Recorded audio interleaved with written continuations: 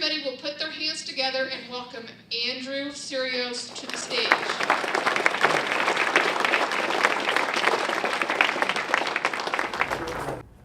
Let's see how we do this. Okay, fantastic.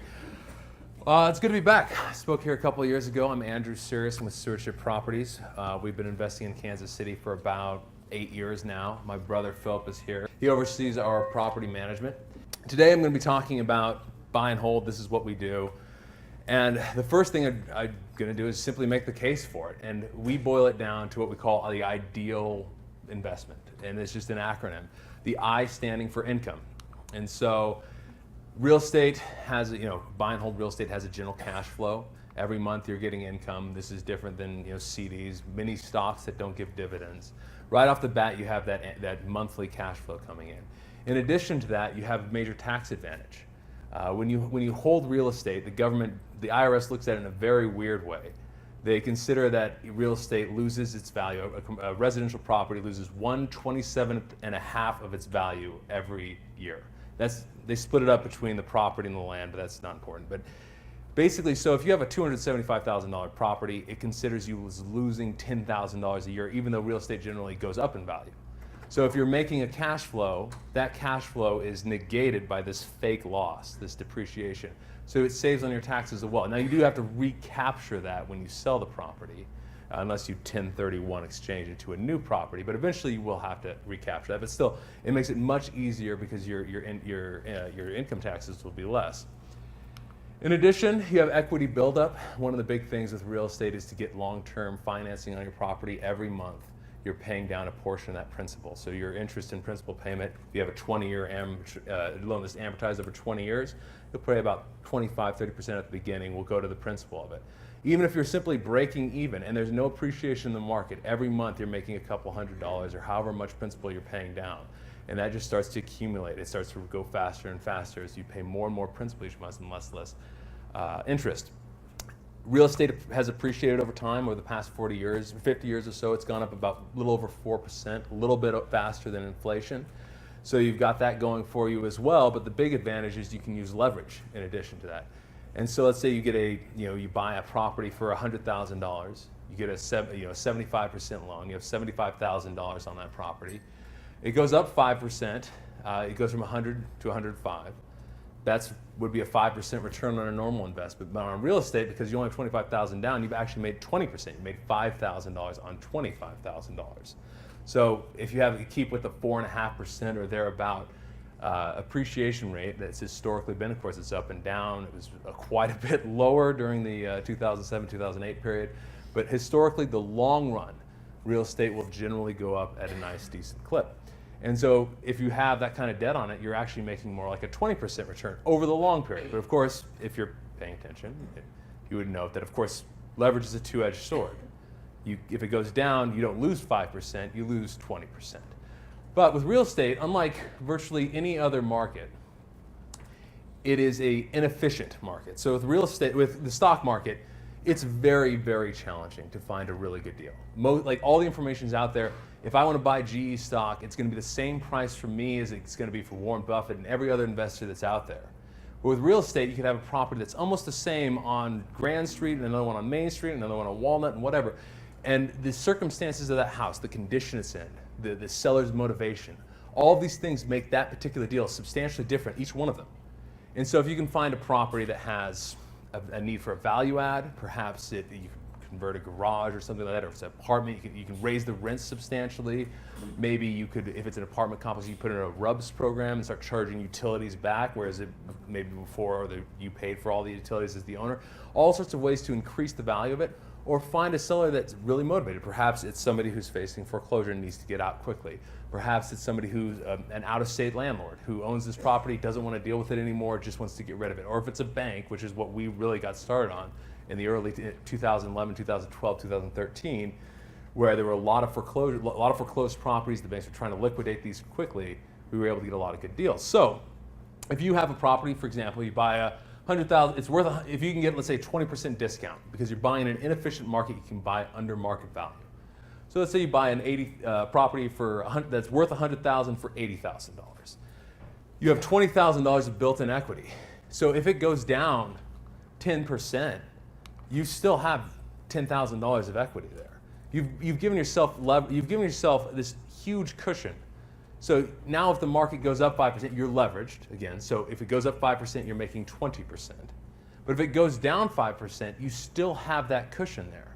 You get to take advantage of the good side of leverage, while insulating yourself from the risk of leverage by getting good deals up front. You've insulated yourself from the risk of leverage by getting a good deal up front, but you still get to take advantage of the long term. So if you have this $20,000 cushion or whatever it is, and you have that debt, and it goes up on an average of 4% a year, or 4.5% or 5% a year, even the ups and downs, you're making about 20% on your cash, and you have this giant cushion to protect you in case the market goes down, and you're getting consistent cash flow.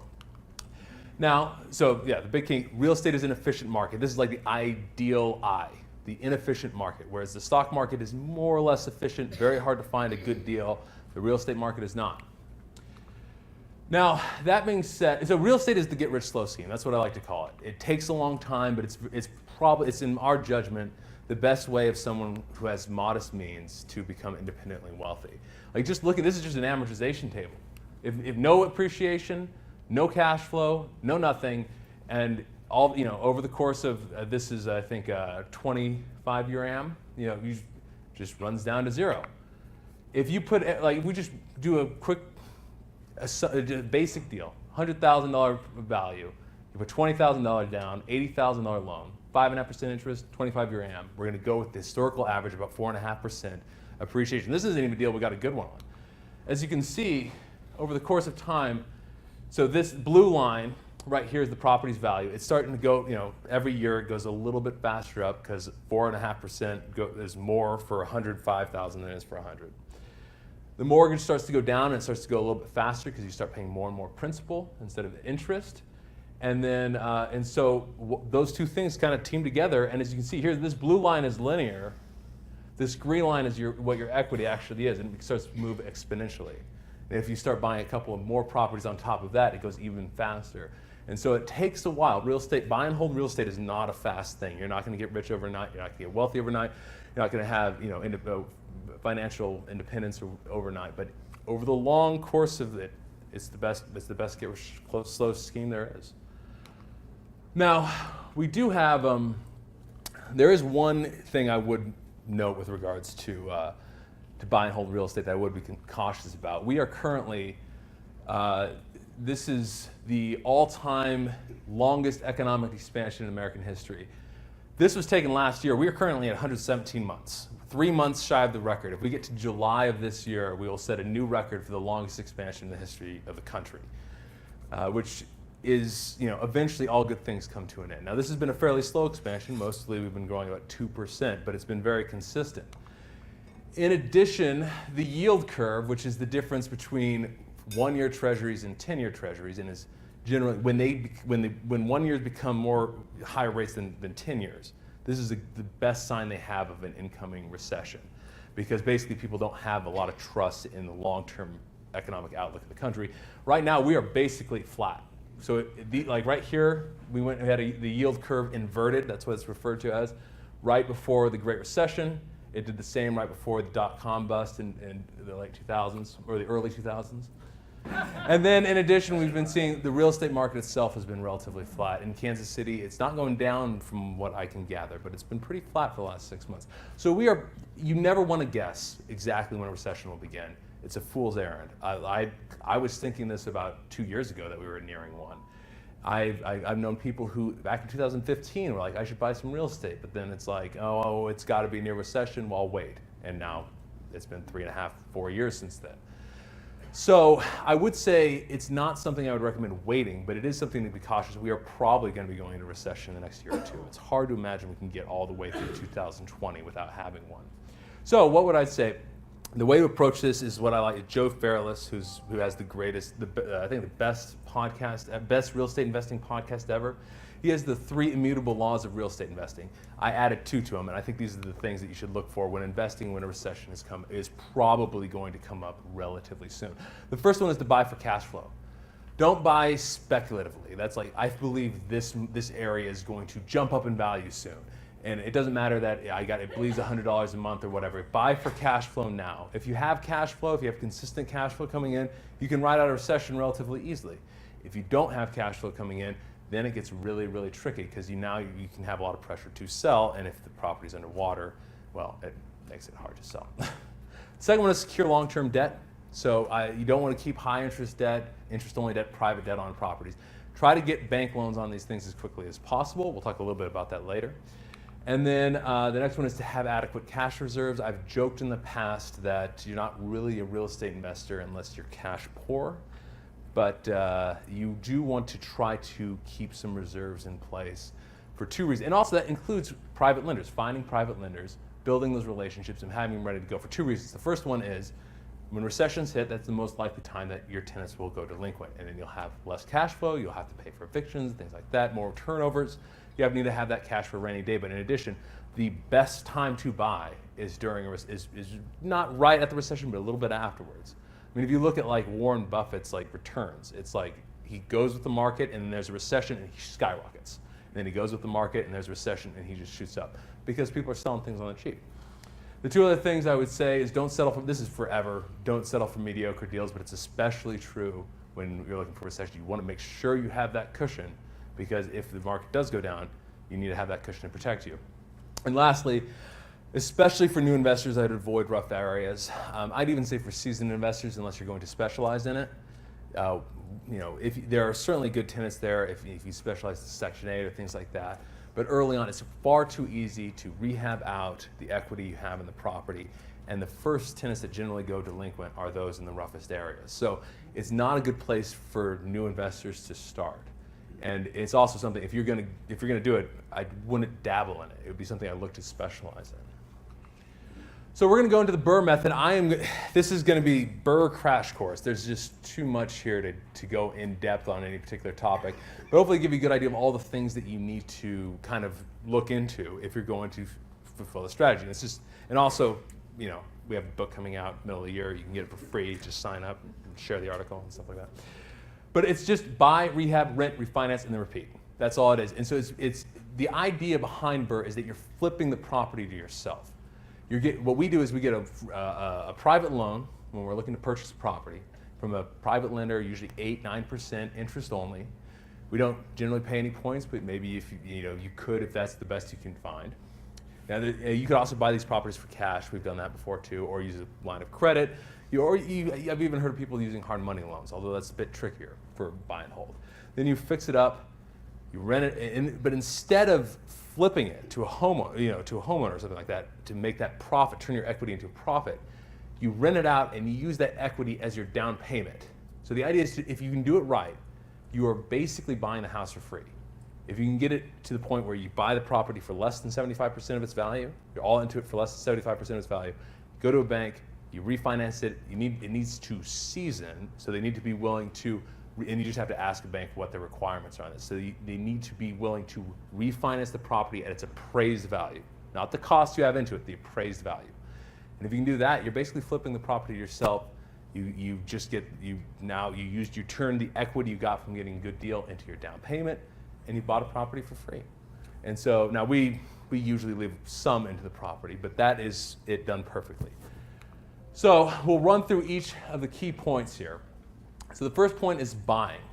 And the first one is to pick your criteria. The type of area you're looking to buy. Are you looking to buy higher quality areas? Are you looking to buy all near you? In some places, maybe buy out of state if you're like in Manhattan or something like that. What type of properties? Pick your markets. I mean, you don't want to just buy anywhere and everywhere. Unless you find the deal of the century. You want to really specify what you're looking for, especially if you're going to be marketing. Your price point and how big a rehab you are. And I would not recommend any new investors getting to giant gut jobs. I mean, sure, 20,000, that's fine.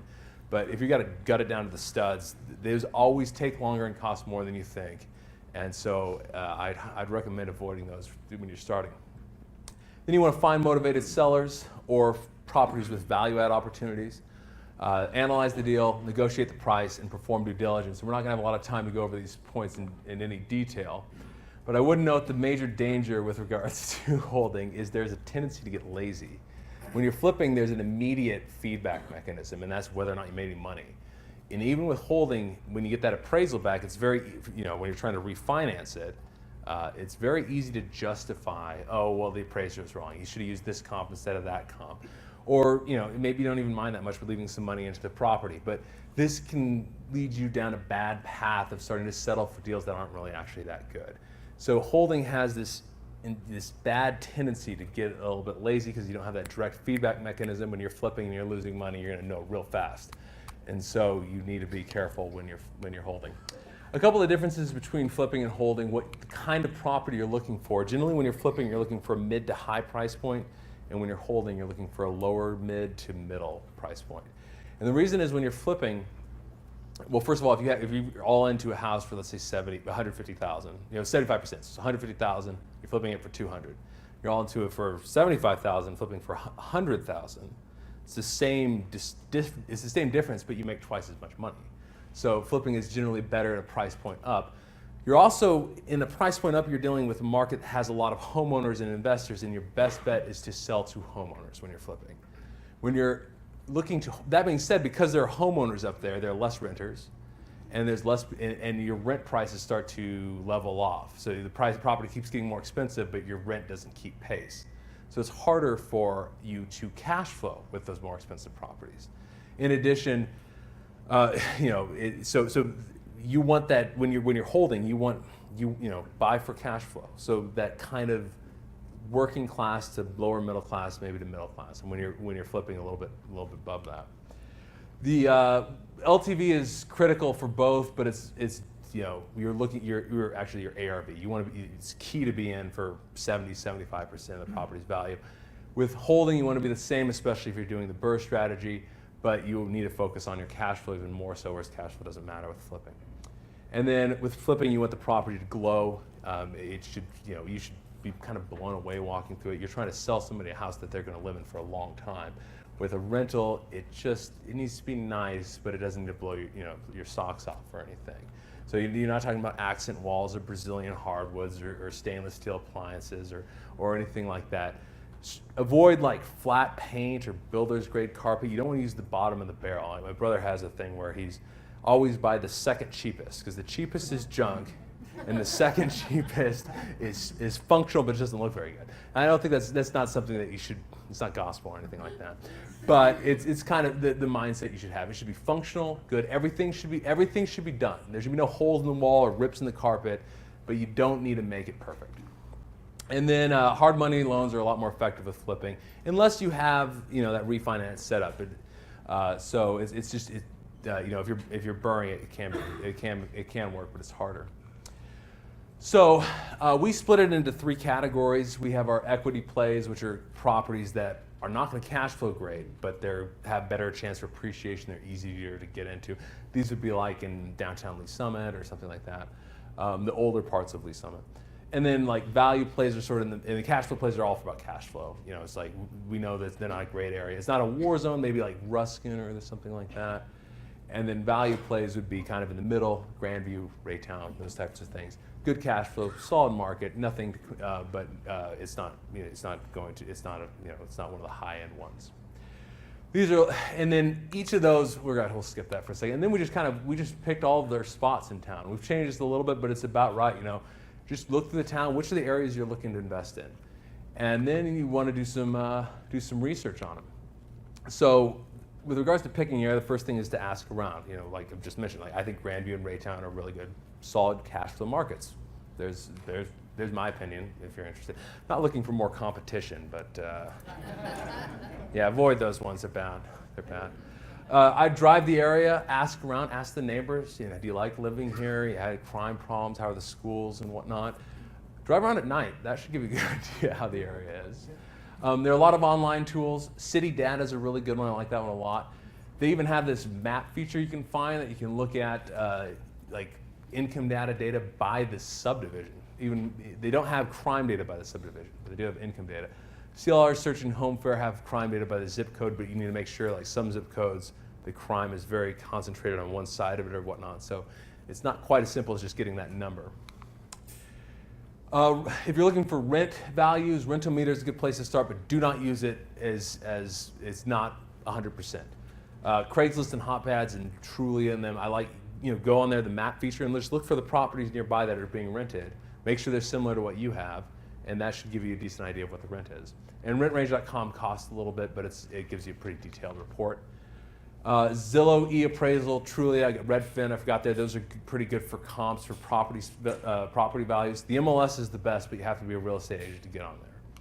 And then there are paid services like CoStar and Argus, and we don't even use these, but they've got all sorts of cool demographic information that you can go like that.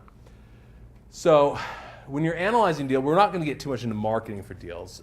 Direct marketing is probably at this point the best. Most of what we used to buy was we went REOs on the MLS. We'd look at one after the next after the next. Nowadays it's probably more like direct marketing. Unfortunately, we don't have a lot of time to get into that. But we will say the key parts with our analyzing a deal. Rent to cost is one of our most important. That's a good. It's just the rent divided by the cost of the property. So $1,000 divided by divided by $100,000. $1,000 rent, $100,000 house, 1% rent to cost. The thing about rent to cost is you don't want to compare it from different markets. Like if you're comparing an area that's in a rough part of town to an area that's in a really high quality part of town, it's not a good comparison. You want to compare it to only within the same area, the same kind of area. A comparable market analysis. This looks at similar properties, and you're basically trying to figure out what your value is. And this is by far the most critical thing with flipping, and it's also critical with BRRRR too, and we'll get into that a little bit more in a second. Cap rates are really good for apartments. It's just the net operating income of the property, your total income divided by all of your expenses, not including debt service, and then that divided by your cost into the property. This is really good for apartments. It's not great for houses because one bad year with high vacancy, one bad turnover, that can really screw up your numbers. So we do look at it with regards to a house, but it's really a secondary number. It's really important for apartments. And then just cash flow, and that's just take all of your income, subtract your vacancy, subtract your expenses, subtract your debt service. How much are you going to make every month? Or how much are you going to make every year? Approximately. Of course, you're guessing, you're estimating how much your vacancy is. You're estimating how much your expenses are going to be. We get an idea, and we want to make at least $100 a month on, really at least $75 on an apartment, at the absolute minimum $100 on a house. Over and above an interest-only 100% loan. And that, but really more like $150, but at least $100. So this is a property we bought, one of our favorites because it was one of our best deals. And I'll go through a little bit of how I look at comping a property, because this is one of the most important things, especially if you're going to flip or BRRRR, because it's really, really important to get that 75%, be all into the property for 75% of its value or thereabout. So this is a house we bought, a 3-bed, 1.5 bath, 2-car garage. It's a raised ranch. It's built in 1958. And so we want to stay as close to the property as possible, preferably in the same subdivision. Now, you can't usually find that, but if you can, that's the best. Within a half mile possible, within a mile really if you can. Try to find sales comps in the last 6 months, no more than a year, and you're trying to find the most similar, you're trying to turn these sales comps into your house. So if your house is, if it has an extra bathroom, the house you're comparing it to, then you need to take money off of its sales price. Because let's say we'll compare it to this one right here. So this is a bunch of comps, and we'll take the best ones from it. Oh, these are the key things we're looking for, sorry. So square footage, bathrooms, whether or not it's a foreclosure. You do not want to compare any foreclosures to a property that either is not a foreclosure or a property you're looking to buy. Because even if it needs a huge rehab, you're trying to compare it to what your property will become. So if you're going to put $20,000 into it and make it shine and all the rest of it, that's what you're comparing other properties to. You're trying to figure out what its after repair value will be, what it will be when you're done. So no, don't compare it to foreclosures. Look at the condition pictures if you can. If you can get ask a real estate agent to do a CMA on the property, or if you go to Zillow or Redfin or whatever, you should be able to see pictures of any listings there, or any listings in the past too. And if they're in really bad shape, if there's holes in the wall, the paint's terrible, it needs all this work to be done, that's not comparable to the property that you're going to be making. So you want to make sure that you're comparing like to like. If it's in really bad shape, that's not what you're looking for. And then of course the age. You want it to be relatively similar age. You also want to look at it, but not quite as important, the bedrooms, especially if it's a 2-bedroom house or a 3-bedroom house, because 2-bedroom houses are really tough for families. 3-bedroom is kind of the start for where young families are interested in having. But 3 to 4 is not nearly as important. Whether or not it has a garage or basement, whether it's a estate sale or investor sale, those are generally a little bit less than just traditional homeowners. They're much more than foreclosures, but they're generally a little bit less. And then the style. So, for example, then I went through here, and this is just a list. Basically, I asked our real estate agent to export a list of comps into Excel and take those things I just mentioned. And I just went through the list and highlighted each one in red that I thought was not applicable. And so, for example, this is one that's not applicable. If you can see, it's too many bedrooms, it's too many bathrooms, an extra bath. It's way too big. It's almost 1,300 square feet bigger, and it was built 15 years newer. Now, that might be comparable if that was the only problem. I'm not a stickler to the point where it's got to be exactly the same, but it is important to notice. If you don't have the further apart your comps are, like the more things you have to change, the more adjustments you have to make. Oh, the age isn't the same, the size isn't the same, the styles isn't the same, et cetera, or they're too far apart, or they sold too long ago. The less confident you can be in your ARV. Like the bigger range you need to be, the more of a contingency you need to be like, okay, I think it's that, but because my comps aren't very good, I should be more careful and a bit more conservative. So like this would be a good comp. It's pretty much all the same. The only difference is it's about 200 square feet bigger, but you don't want to be too, like, this is not like, it's not just like, okay, that's what it is. For example, with this house right here, it's a raised ranch, which means that behind this house is a hill. So the house is sitting on this hill. The front, you walk into it. On the left, there's just like a living room space, and you can go into the garage, or you can go upstairs, and there's the kitchen, living room, the rest of it. With raised ranches like this, as well as splits in Kansas City, they don't consider that bottom area, even though it's completely finished and you can walk right outside from it, they don't consider it finished living space. They consider it a finished basement, which gives you very, very little on your appraisal, and they don't put it on the county records as square footage. So it's misleading because a homeowner is going to see that as square footage. That's like a split where you walk in and there's stairs going up and stairs going down. If you go down and then there's the windows are a little bit lower and you're about, if you look outside, the ground level's right about here. I don't know if you've been in a house like that.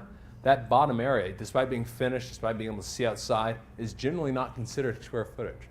But that's not how homeowners and renters are going to look at it. And so, there we go. My name tag is going up. So you can't just look at this like, oh, that's absolute truth. I'm going to just take its word for it. There's these little, it's an art and a science. You got to look at both. Due diligence. This is our due diligence checklist. I highly recommend having a checklist. We're going to go into this in depth. But we don't have enough time tonight. So we're going to skip over due diligence, other than I say, don't skip over due diligence when you actually do it. That's important. So we're going to run to rehab. And rehab is probably the area you're most likely to screw up because almost everyone goes over budget, especially early on. So I highly recommend, when you're putting a budget together, add a contingency to it. We added about 20% when we're walking through an estimate. Like, we're going to miss things. There are going to be things that look like they're working, but when somebody lives in them, it will break immediately. So we assume that the rehab is going to be about 20% bigger than when we go through the estimate. I'd recommend doing stuff like that too, because I've never heard of a real estate investor telling me, I'm always just budgeting too much for rehabs. I'm just leaving all this money on the table. Never heard it a single time, and even now, I'm much more likely to go over than to go under. But one of the things I would note, especially with everything, with rentals and holds, sweat the small stuff. The little things, especially on the outside of the house, in the front, are extremely important. Like, this is a fourplex we bought in Raytown. It's tired, drab, boring. It's just like, who would want to live there?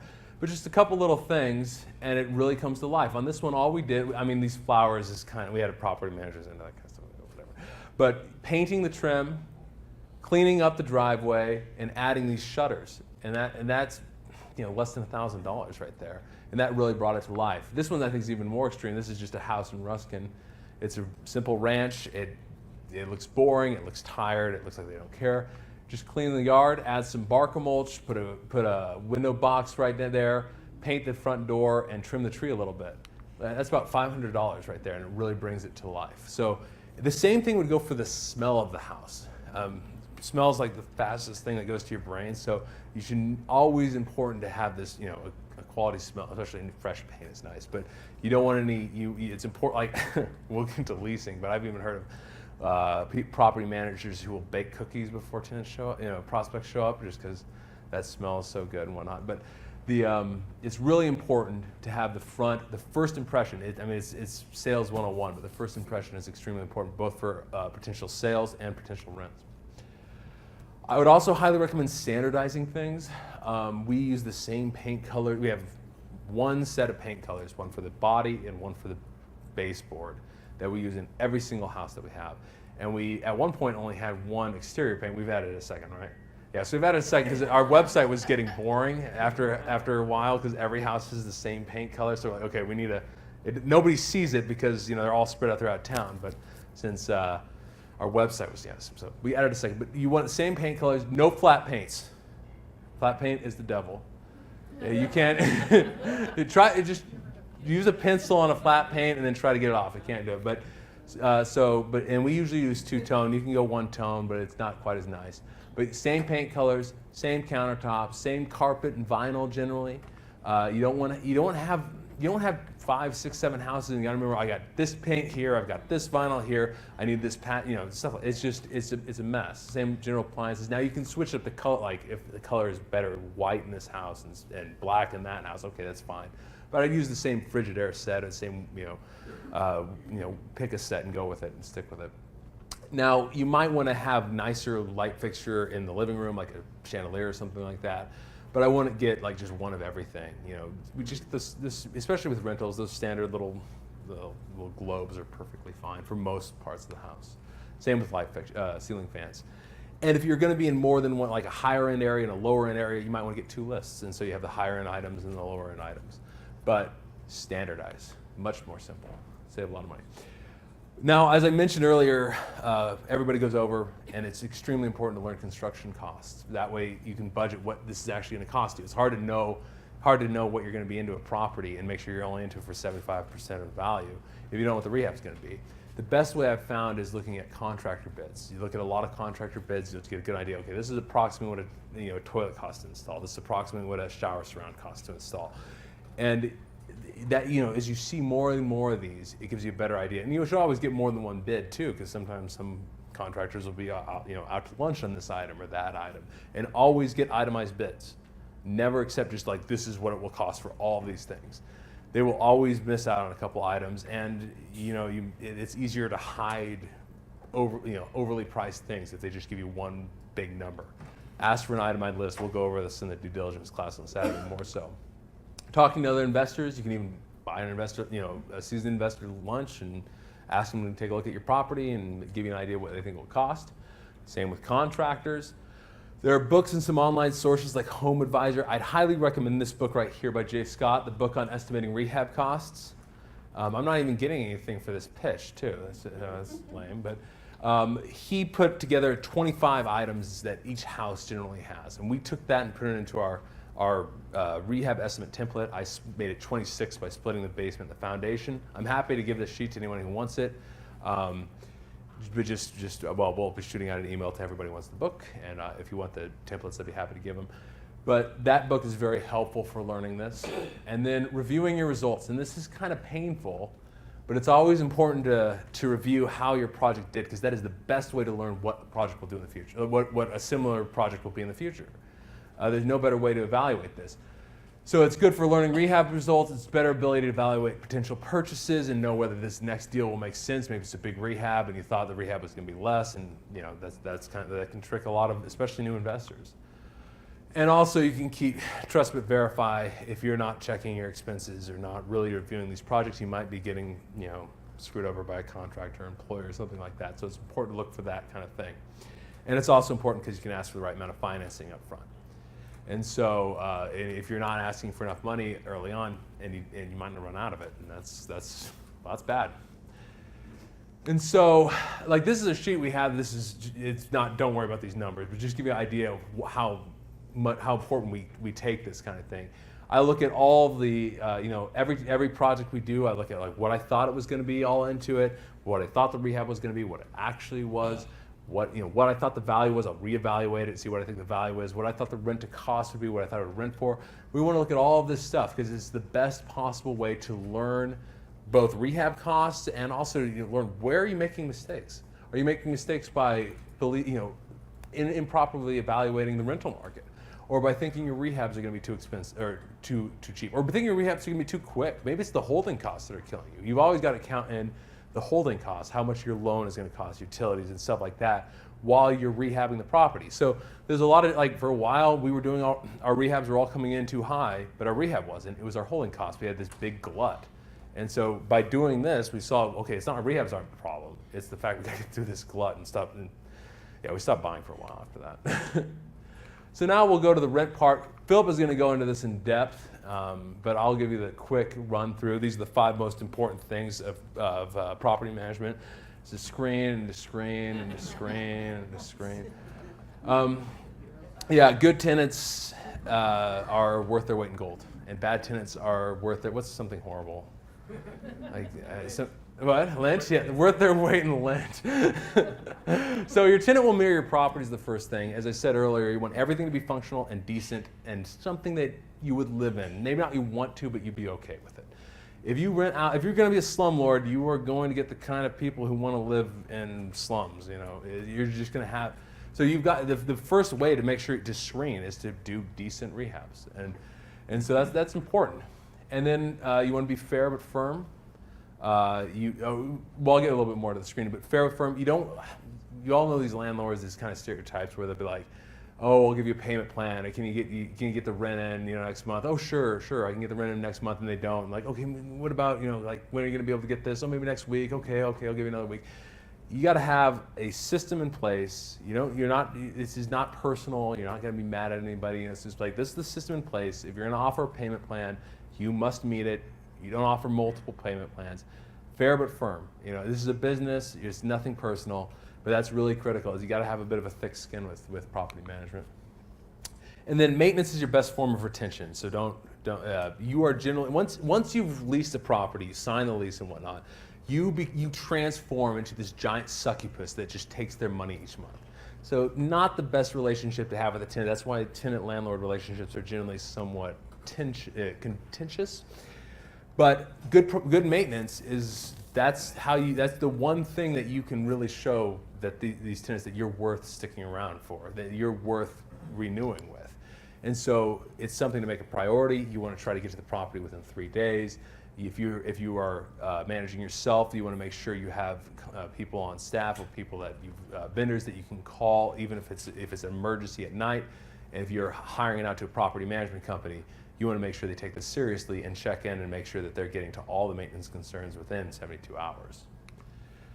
And then be on your tenant's side. And so I'll explain this a little bit more. First of all, in a second, with screening, you want to look for evictions. We generally don't accept evictions unless it's so old it doesn't show up, which is about 7 years. 7 years. If it's over 7 years, we don't accept any felonies unless it's a DUI, and then we would if that's the only thing, we would be willing to accept it. We expect a rental reference. We want from their previous landlord. We only accept 1 late pay in the last 12 months. And we also expect 3, they have to be employed at the same employer for at least a year and have 3 times the rent and income. And then their credit score needs to be above, it's kind of, if... It flows in it's more complicated. Yeah, he'll explain it better than I can. I'm giving you this is the rundown. And so, we don't really budge on these things. It's a little complicated when they all go together, but and of course there can be exceptions with regards to co-signers. Perhaps if somebody hasn't rented before, they get their parents to co-sign or somebody else to co-sign, or if they're roommates or something like that.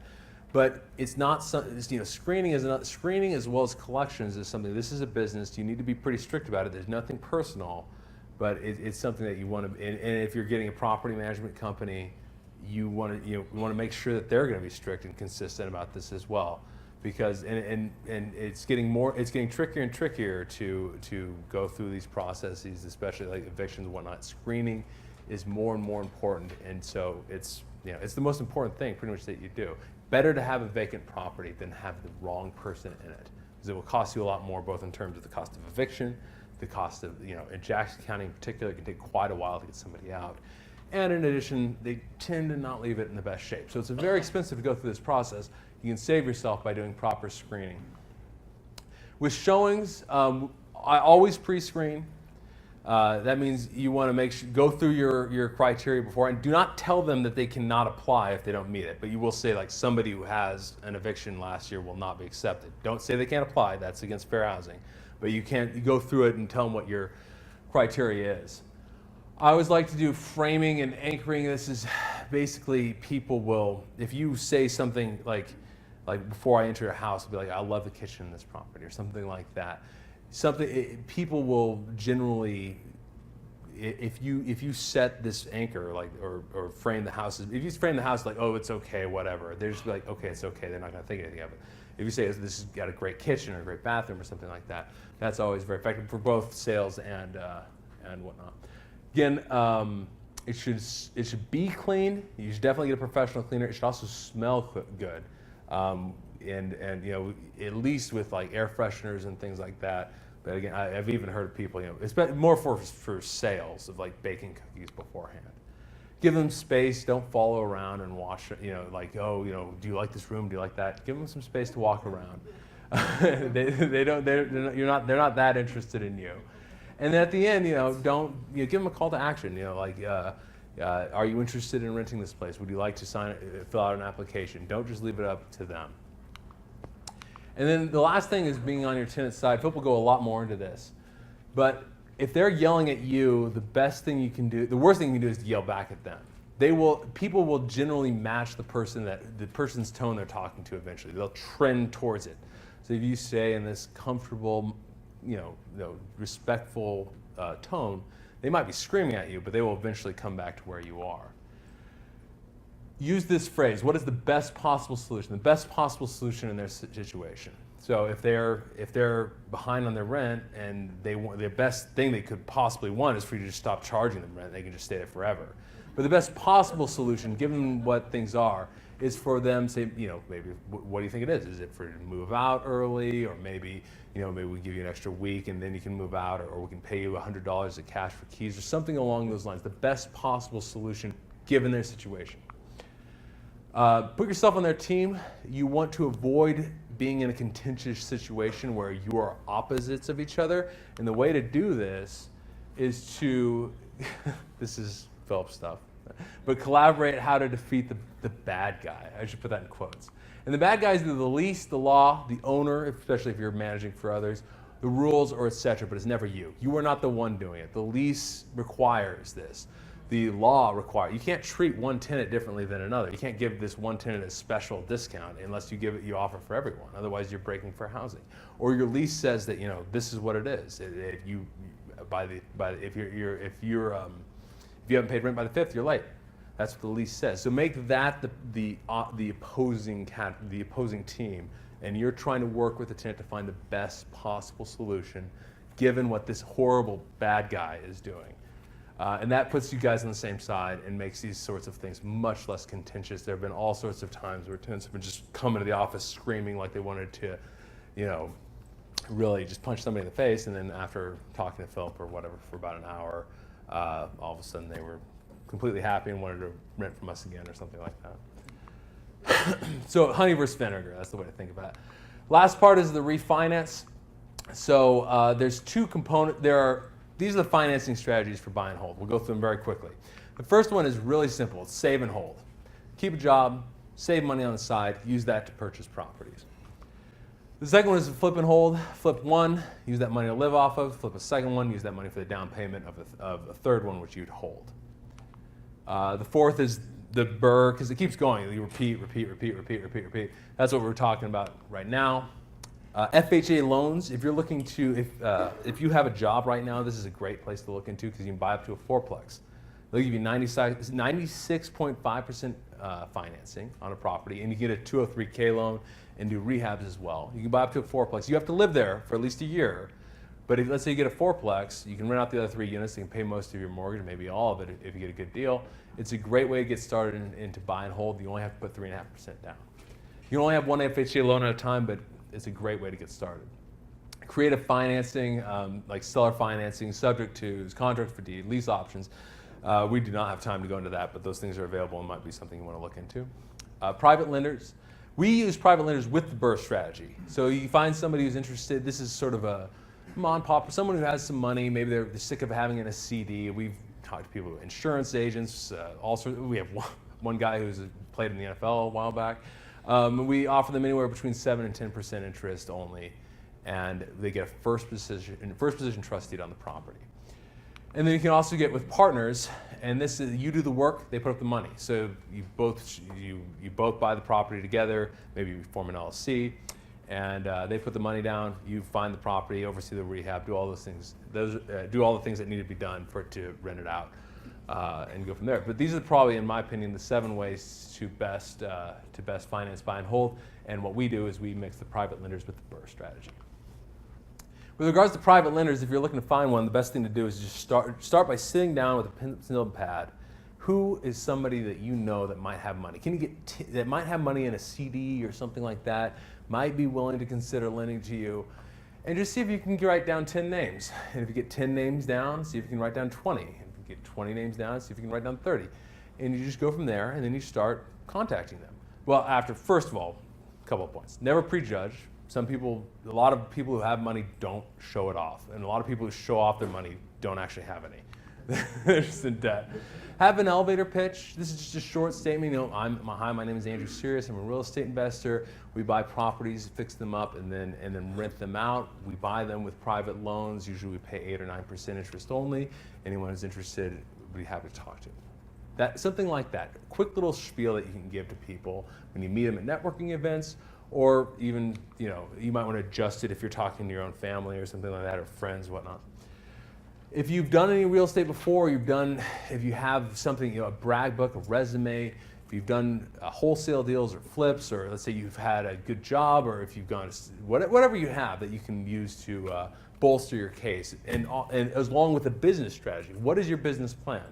Put that together into one little book that you can kind of show as both your resume and real estate, your brag book, whatever you have. It might be nothing, that's fine, but also your business strategy. If you know what you're talking about and you've done the education, that's a big start, and a lot of people will find that very important.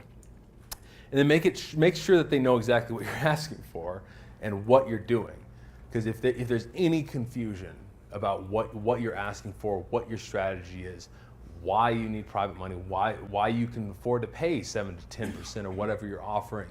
If there's any confusion at all, they'll just say no. So it's very important. You know, walk them through it, ask them if they're confused, etc. A little bit more on that. I would ask them if they're interested, and if so, just grab lunch casually. Not a hard sales pitch. A hard sales pitch on private money is a great way to get somebody to say no really quickly. Just stop. You know, you build these things. Takes a while. When we moved out to Kansas City, we had some private lenders in Oregon. And every single one of them said no. And then every single one of them came back to Papa very shortly thereafter and decided to start lending to us. So it's a slow process. Explain your business plan and your experience. Go through your brag book. Never let them see you sweat. You don't need the money. Don't come off like you're desperate for it. This is what you know. Explain what you do. Explain how you're going about it. And over time, you should build some rapport with them and eventually be able to get some private loans.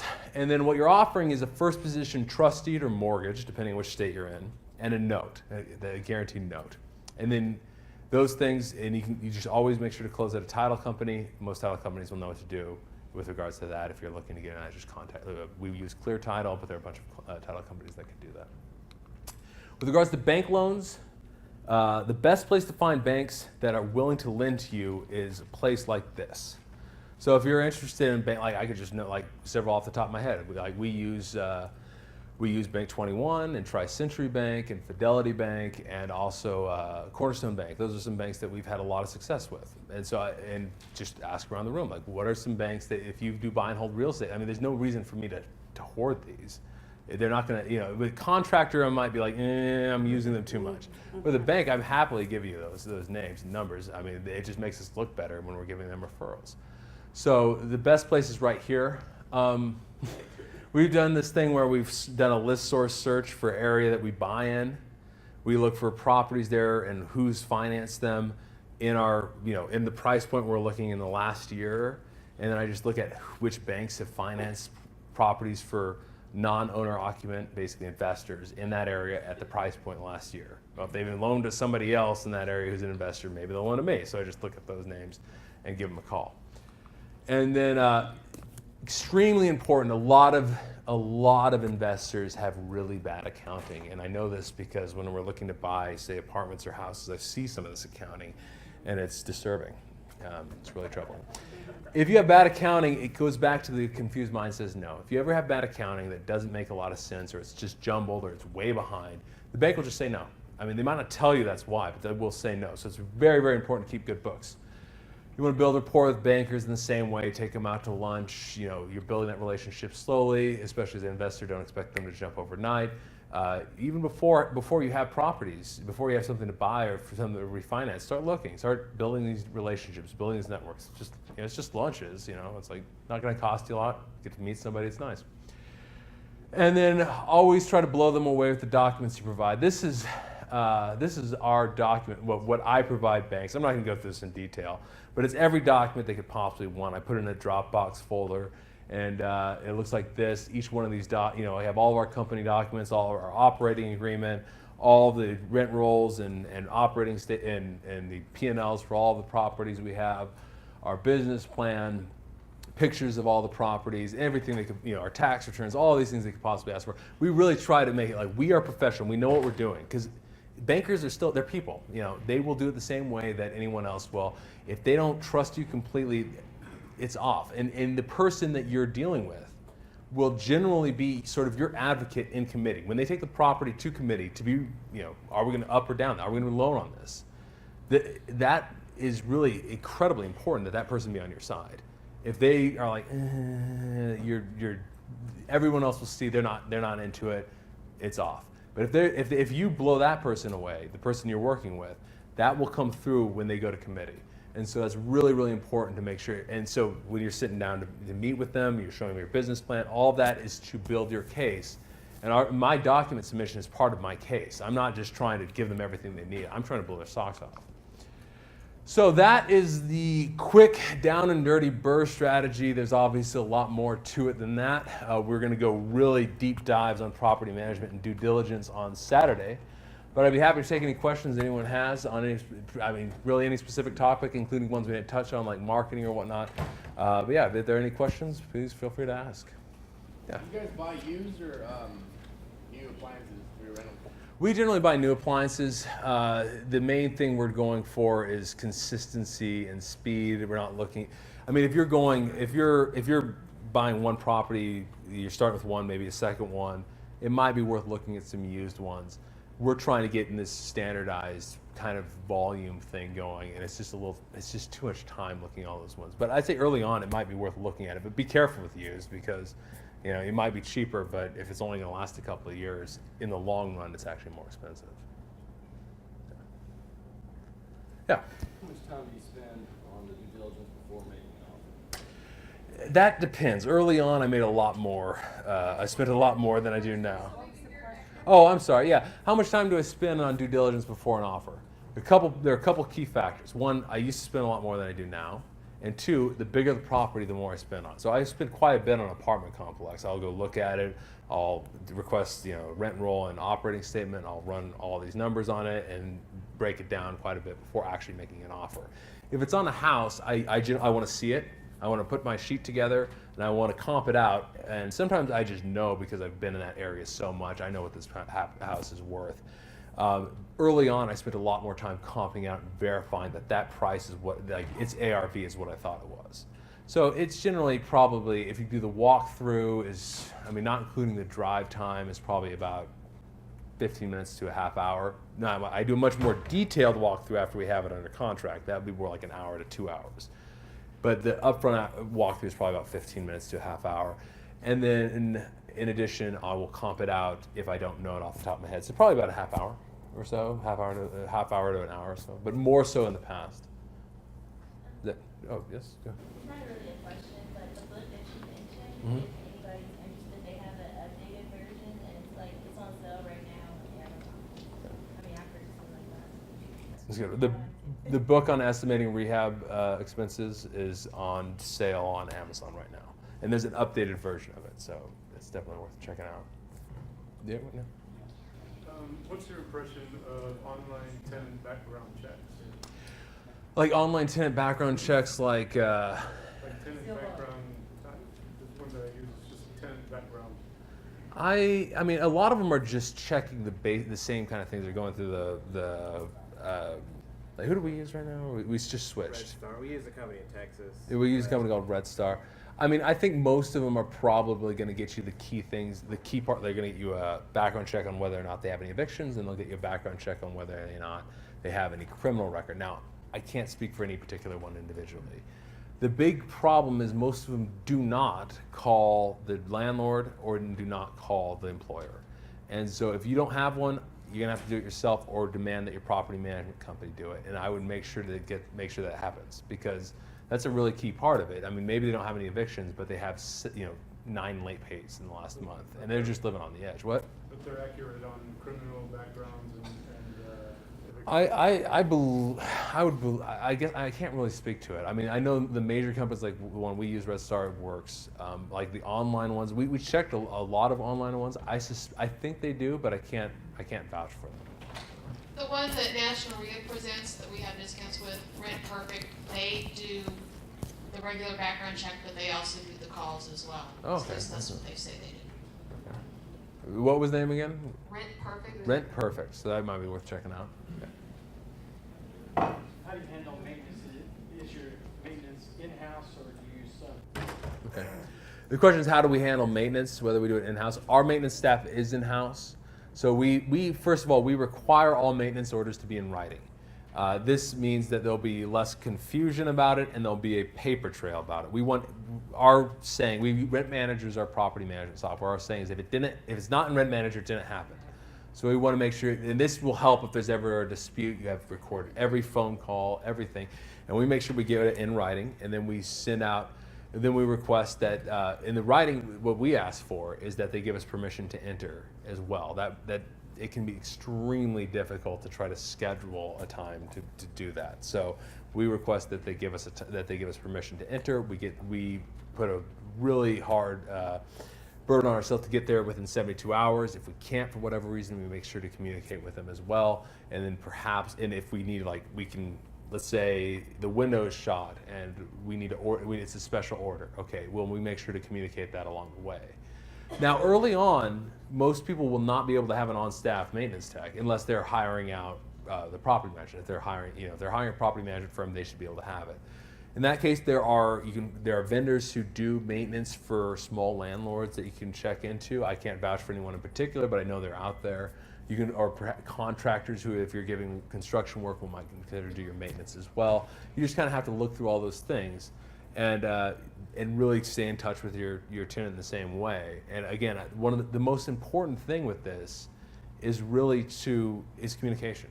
Like, it's amazing what people will put up with if they feel like you care, whereas how upset they will get even if you do a good job if they feel like you don't care. So if you do a job in 3 days but never say a single word to them, you do it perfectly, they might be okay with it. They might be kind of like, why did that take so long? But if you take a week, but you're communicating them every step. I'm sorry, like we had some delays. It's going to take a little bit longer to get there. That kind of thing really goes a long way. So it's like it's a lot of people like want to avoid confrontation. They don't want to call when things aren't going well, but it really, really smooths things over when you do that. Even so, if you don't, let's say early on, if you're managing yourself, you're going to be using third-party vendors. You can't afford to have a maintenance guy on staff if you have 3 rental units. And so but the key thing is just keep in communication with your tenants, and also make sure to find emergency vendors. So like, the big thing is water, and so you can always use snake and rooter just to make sure you know that if you have water shooting out or a sewage backup at 3 a.m. or something like that. that, go ahead. When you purchase a multifamily and the seller, and you can't view all of the units, how do you write up your contract to protect yourself? Or Yeah, I know exactly what you mean. This is part for the course whenever you're dealing with a bigger property. We look at a couple of units, and what we do before we make an offer, we're trying to get an idea of what the property is going to be. If they're in good shape, we tell them basically, we presuming that the rest of the units in this property are in a similar condition, or whatever they say. That's in the language. It's not in the offer itself, but we make sure to be explicit about that. So once we have it under contract, we always demand, and with one exception, we've always demanded it, and that was one we were getting a very good deal on. It's the only reason we were willing to do this. We always demand that we walk every single unit.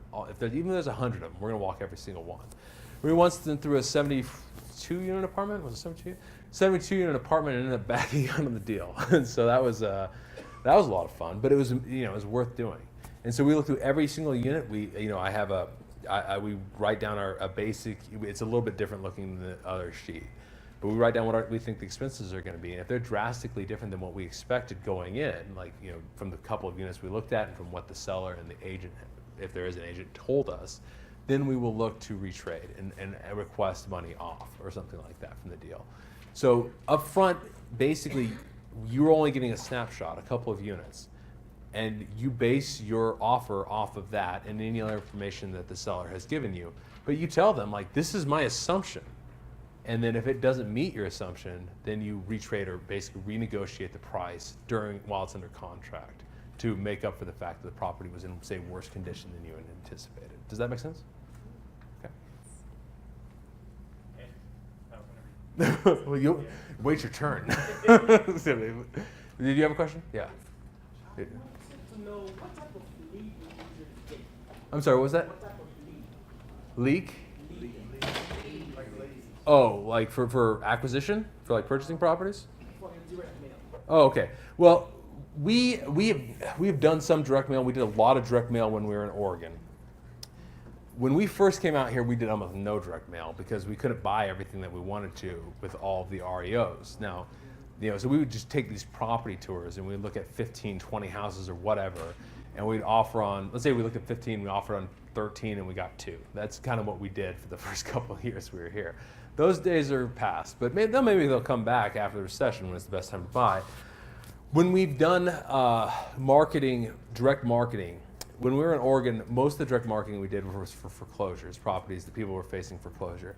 We've switched that. We have my dad has a partner in Indianapolis who does a lot of direct marketing, and by far his favorite are out-of-state investors with properties that have equity in them. So if they have if they have a loan that's all the way up to what it's worth, there's no reason they can't really go under. But out-of-state investors, particularly if the property is a bit dilapidated and they have the equity to sell it, those are their favorite to go after, and they've had the most success with. Go after that sounds a little hostile. That's the favorite to market to, and they've had most success with out-of-state absentee owners with properties that have equity in them, and also that are not in particularly good shape. All right, your turn. Let's say hypothetically, Sixplex is in major rehab. Mhm.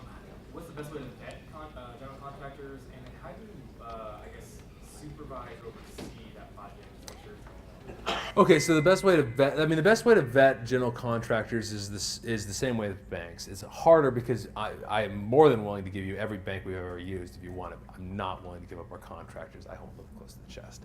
But it's still asking people, that's not everybody's in the same situation. So asking, people in this room, people who've done investments, do you have any general contractors that you're interested in? When you meet with a general contractor, you should, you're basically have lunch with them or whatever, but interview them. Do they sound like they know what they're talking about? Do they have, if they say something like, I can do it all, they can do nothing. So, or if they can say, if they don't give you very specific answers, that's a big red flag. And then ask for references. I once had a contractor that I asked for references and he gave me some, and then I called them and they were all good. And then he was like, "You called my," I met with him the next day, and he's like, "You called my references," and I'm like, that's not a problem. I'm not saying it's a problem or anything. He's just the first person who's done it in 20 years or something like that. And it's like, I've had references, even references provided by people, telling me pretty bad things. So check your references, call, ask them what. I would not give big projects to somebody right off the bat. Like, I would want to give any big projects to somebody I've already used and built a bit of trust with. So now, let's say you have a 6+, let's say you don't have that option.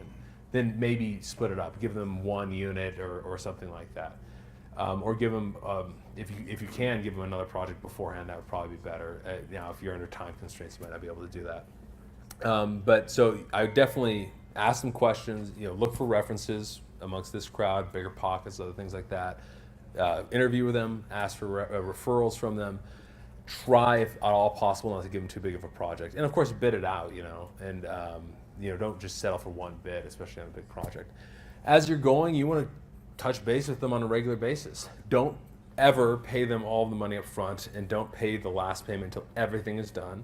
Have a very detailed scope of work. We'll go over this due diligence a little bit more on Saturday. Check it out. Stop by at random times. Don't tell them before you're going to show up, and make sure they look like they're busy and they know what they're doing and stuff like that. And if they're just not getting the job done, you might just have to fire them. So, if it's a really big project, you might split it into 3 payments, or if it's really big, maybe 4 payments. If it's small, 2 payments. We have really small projects, like $700. We'll just do it once, and we'll pay afterwards. But break it up into payments so you're not risking all of it at once. Check in them at random times. We'll check in with them consistently. Every once in a while, just check in on them randomly, and make sure try not to give them a big job right off the bat, and ask for references and referrals. Right, yeah, no problem. Was there someone else? I thought there was. Oh, go ahead. Do you have a certain investment allocation you look for, single family, multifamily, or maybe between the 3 zones you referenced earlier, like equity zones, cash flow zones? Yeah. We do not have a specific, like, multifamily, single family. We're just looking for good deals. We generally try to keep it about a third, with cash flow probably being the least important. I don't want to have all cash flow because it's just too much stuff that's like, but and if we're getting lots of really good deals in the equity value area, like, okay, maybe our cash flow's not going to be great. So I'm more interested in those than just getting pure cash flow. But we're trying to get about third. But as far as multifamily, single family, whatnot, I just want, if it's a good deal, it's a good deal. And so we don't have, we're not a fund. We don't have a, like a hedge fund manager telling us what to do or anything like that. So we have pretty good flexibility with regards to what kind of portfolio it is. And like we had a year where we bought 156 units, right? Yeah, 156 units, and then 2 years later we bought 11. So we have a lot of flexibility in that way. Yeah. When you choose areas in town to buy in or niches, do you have specific data points or sources that you look for good, income per capita, or for both cash flow and for long term? Are you talking about like the demographics of the area, or the type, like the best simple free site for demographics is citydata.com. And that one, that one could give you zip code data on how much the per capita income there is, or what the average house sale price is. Although it's a little bit old, but it's close enough, and it has that map feature that breaks it down by the subdivision. If you're looking at property data, by far the best is the MLS, and you can only get access to that to your real estate agent. But if you have a real estate agent you work with closely, you can ask for, like, can you give me a CMA on this property, or what the average sale price is of that, or something like that. And for rental prices, I would say the one I like the most is Craigslist, just looking at the nearby sales, and then RentRange.com gives good reports, but you got to pay a little bit for them, but they're not bad. Is there anything that you look for like future appreciation? Mm-hmm. There are one thing I didn't go into much. We do look at the schools, like greatschools.com, or is it greatschools.org? One of the two. That's important. We also look at job growth in the area. Like, for example, when Cerner opened, it said they're going to build 10 to 15,000, an office with 10 to 15,000 new jobs where the old Bannister Mall was. It was like buy, like in that area. Granby was really big for us too when the Honeywell plant and the Intermodal were being opened. And so we are looking for big job placements in those areas. I think Jackson County has or Kansas City, Missouri has an economic development plan, which is probably worth looking at. So we do look at that, but again, the main thing we're trying to make sure is that the crime isn't too bad, the schools aren't too bad, the area is stable, because we're cash flow buyers. So we do want, that's the cherry on top. You know, if it looks like that area will grow a lot, that's great. We will, that moves us more towards that area. But the most important thing for us is that it cash flows in the here and now, and that the area is stable enough that we can think it's going to continue. So as far as, to buy only on that, I consider kind of speculative. But it is the cherry on top, and so we are looking at where those big job placements are coming, like Cerner, the intermodal, things like that. Where do you get your leads from? Our leads? Like acquisition leads? You went over before that the direct marketing criteria that you use is out-of-state owners with equity into the property. Yeah. Where do you get those leads from? Okay, well, most of them come from, we use ListSource, and then we have we actually work with the guy, but I'll go ahead and give his name out, because we work with a guy named Ryan Dossie. He's the guy in Indianapolis actually that we work with at Call Porter, and so they do a lot of that marketing too. They work similarly to Yellow Letters, although they have their own call center as well.